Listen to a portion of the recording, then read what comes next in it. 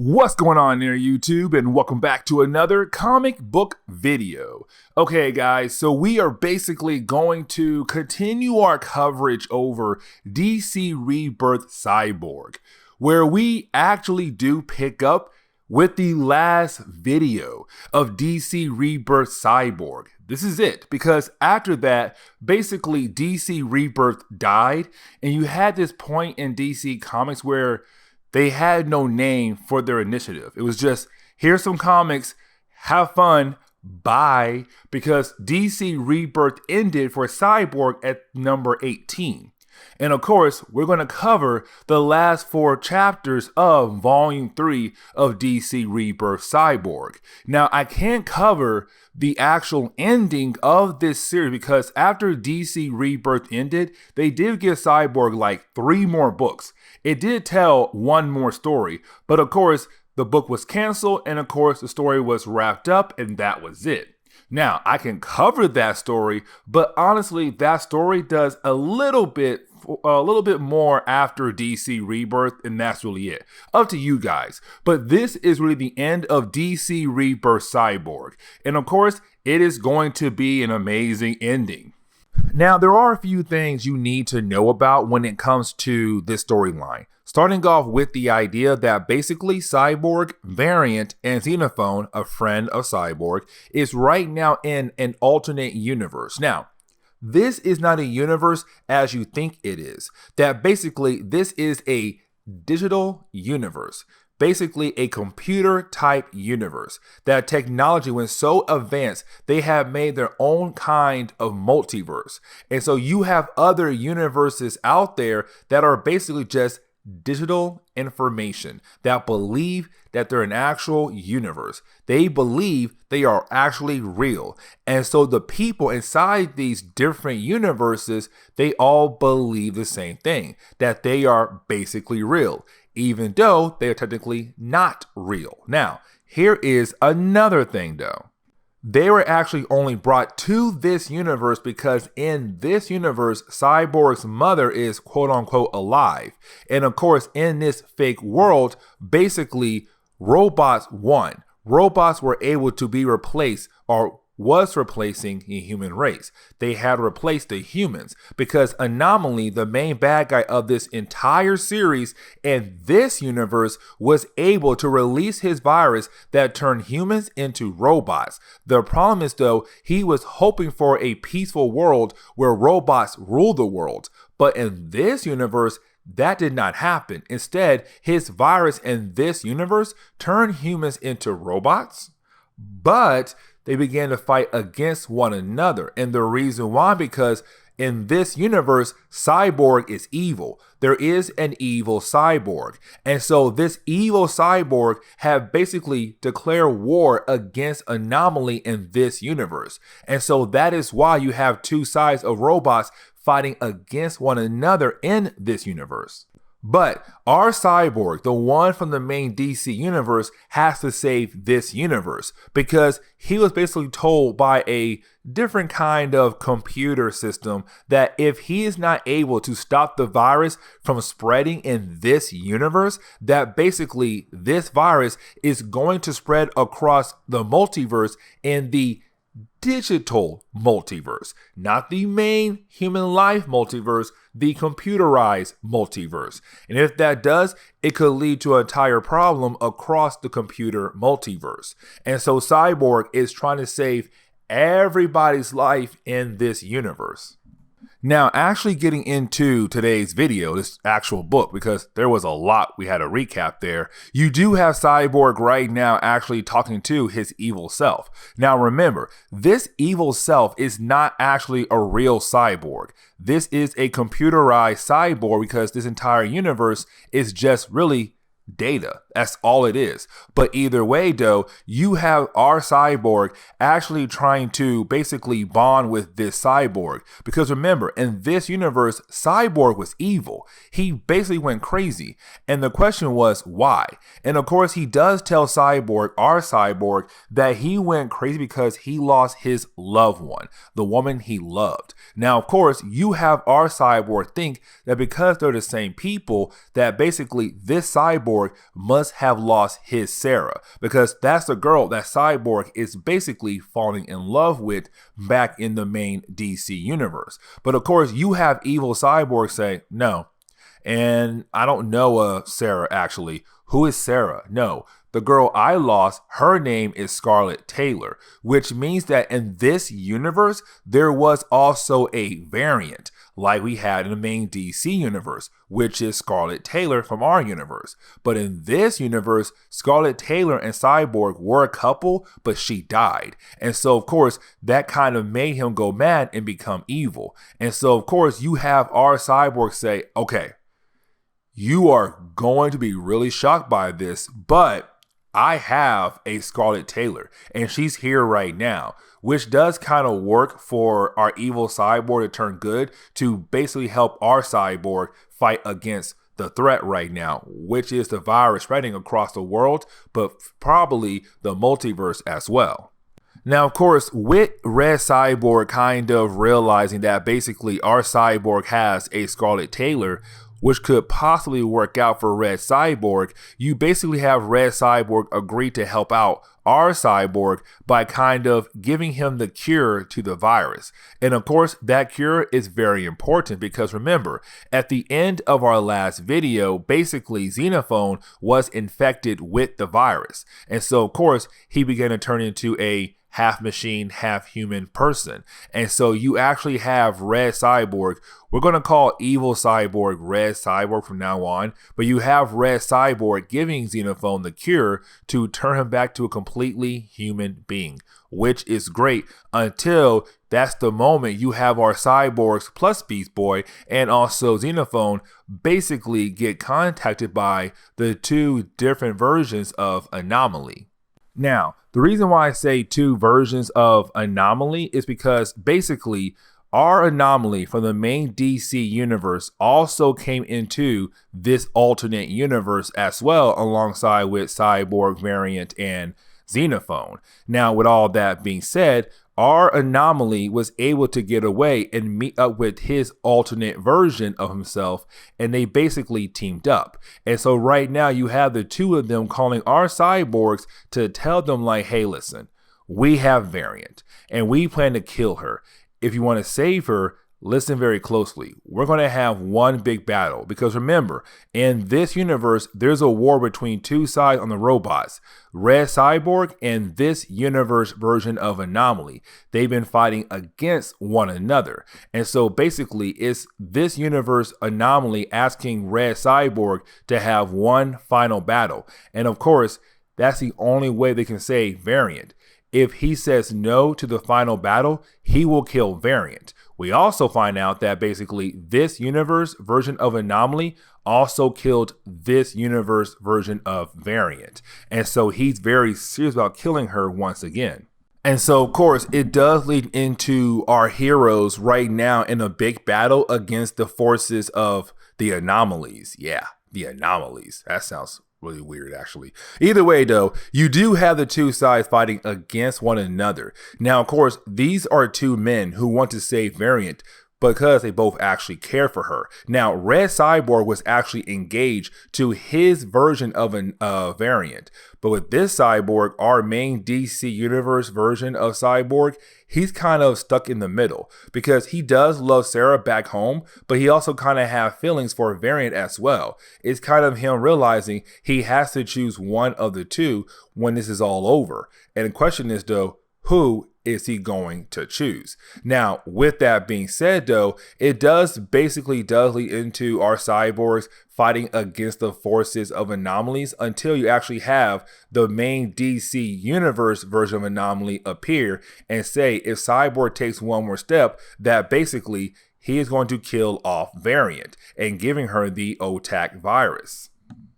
But because Cyborg and the rest of his crew are in a digital world, a universe that's all computerized, that basically Cyborg is able to control what really happens here in this universe. Not completely, but for the most part. And so he was able to actually stop Anomaly from killing Variant and saving her life. Now, right after that, he does download everything she needs to know about this universe. That basically is just a computerized universe. And so, of course, she's kind of like, oh, okay, that makes sense. But here comes the next problem, though. Anomaly had also found out that basically right now, this universe is just a computerized universe. And so, of course, that means he began to realize that he's also able to kind of control what really happens in this universe. And of course, he turns himself into a Megazord-sized person.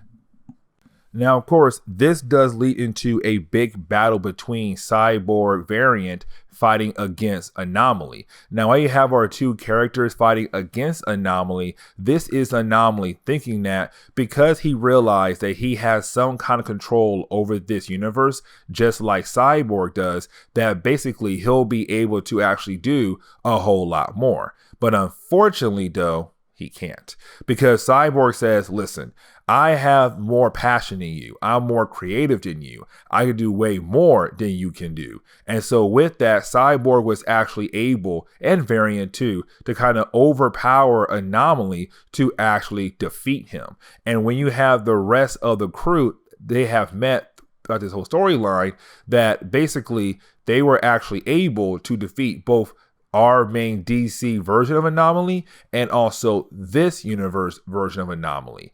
And so it does seem like that maybe the day is actually saved.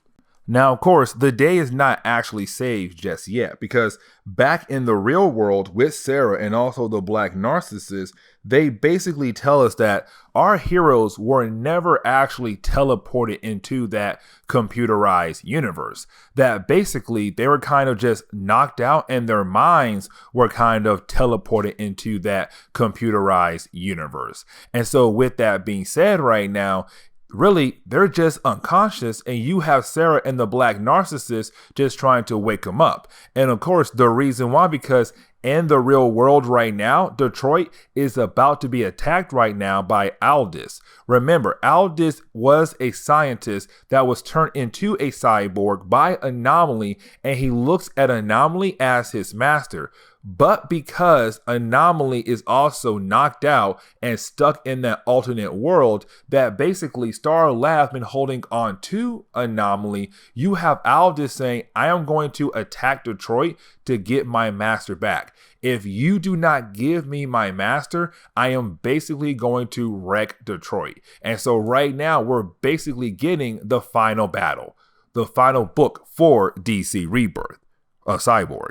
Now, when we actually do jump into the final chapter of Volume 3, the third arc in the Cyborg DC Rebirth series, we actually do pick up with Aldis attacking the city. Like, he's just attacking everything in sight. Homeboy does not care at all. He said he is going to get his leader back. The problem is, though, Homeboy doesn't know that his leader is basically knocked out right now, and his mind is basically right now in a computerized world. And so Aldis is attacking, and even though he might get his master's body back, his master is still knocked out still, along with Cyborg and Variant and also Xenophone. But of course, it's Detroit right now being attacked by Aldis and his army of robots who are just trying to basically get Anomaly back. Now, of course, with this being the final chapter and kind of like the closing chapter of this entire storyline,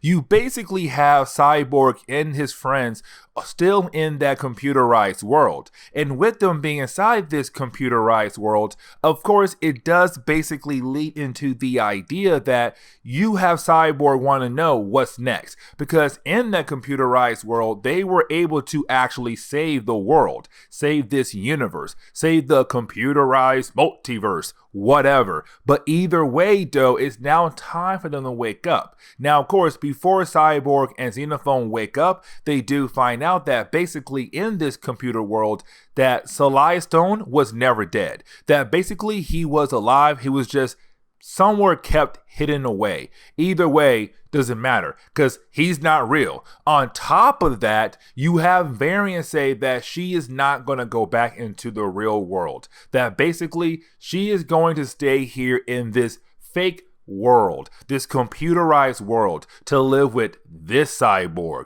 to have a life with that cyborg. You see what I'm saying? How this story does kind of end kind of fast and quick. It is cool still to me, but at the same time, there are a lot of wild moments. And this is one of them because kind of like your mind's just shut off. What if somebody comes by one day and said, click, your mind's back on. You leave this world that you're basically living in. But either way, it's Cyborg and Xenophone saying goodbye to Variant, and also Anomaly is kept in that world as well.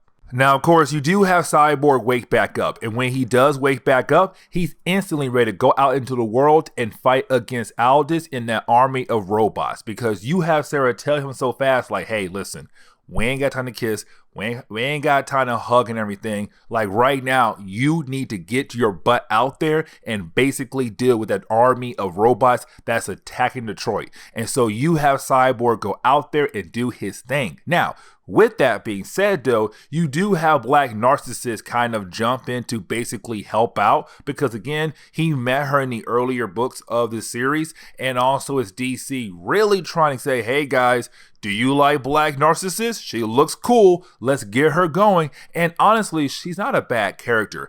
I just feel like DC did not do much with the character. But either way, though, you do have Cyborg and Black Narcissus going out of their way to defend Detroit, to save Detroit. And of course, while they're out there fighting against the army of robots, well, that is the moment something else also happens. And that something else is that basically Anomaly came back online. And of course, with Anomaly being back online, that basically means that now he has the ability to continue to be the main bad guy of this entire series. He can have one last hoorah, one last huge bang, do something really evil to Cyborg. And so you have Anomaly leave Star Labs. And of course, he goes to his secret lab. Now, Cyborg gets word that Anomaly is back online. So you have Cyborg basically send out a drone to follow Anomaly. And with that drone following Anomaly, of course, Anomaly goes to his secret lab. Now, this lab is where he was holding Saliah Stone. Because remember, Saliah Stone is the father of Cyborg. But back in the very beginning of DC Rebirth Cyborg, basically Saliah Stone was kidnapped by Anomaly, and you had Anomaly pretending to be Saliah Stone for a few books in DC Rebirth, tricking everybody at Star Labs. Now, with all that being said, Cyborg is able to get his father back. But when he gets to that lab, Anomaly is not there. And the question is, though, where is Anomaly? And that is the moment we come to find out that basically Anomaly took Cyborg to that secret lab, or he knew that Cyborg would follow him to that secret lab so that Cyborg can find his father. But on top of that, you have Anomaly actually go back and go to where Aldous is at. And remember, Aldous is the leader of this army of robots that are basically attacking the city. And so with that, you have Anomaly actually have a turn of hearts. And this is actually very huge. And what I mean by that is, for Anomaly, what he says is that because he was basically kind of turned off, like before he left the computerized world, his mind was turned off. But with his mind turned back on, he kind of realized that he was in the wrong, that everything he did and everything he was trying to do in this entire series was a huge mistake. And he realized what he was doing was wrong. And so he feels like he should basically make up for his mistakes. And so you have Anomaly actually sacrifice himself. He blows himself up to kill him and Aldous to hopefully end the army of robots raid on Detroit, which of course it does work, because right after that, basically the rest of the robots leave. The war is done, the day is saved, and everyone can be actually excited.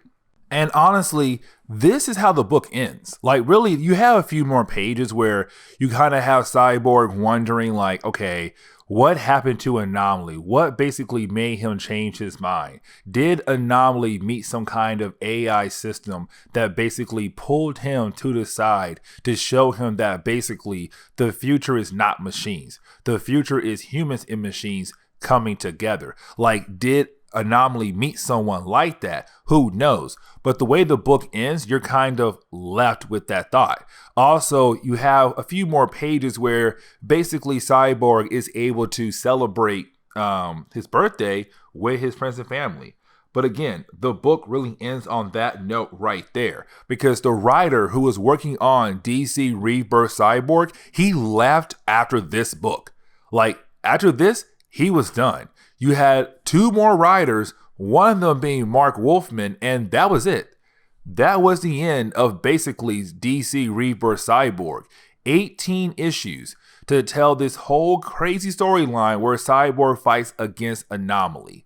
But yeah, this is it. That's it, guys. So if you want to leave me a like or, give me some more ideas on what books I should read, yeah, just let me know in the comments below. And I'm going to do a full story video for all of this very soon. So yeah, see y'all next time. Later.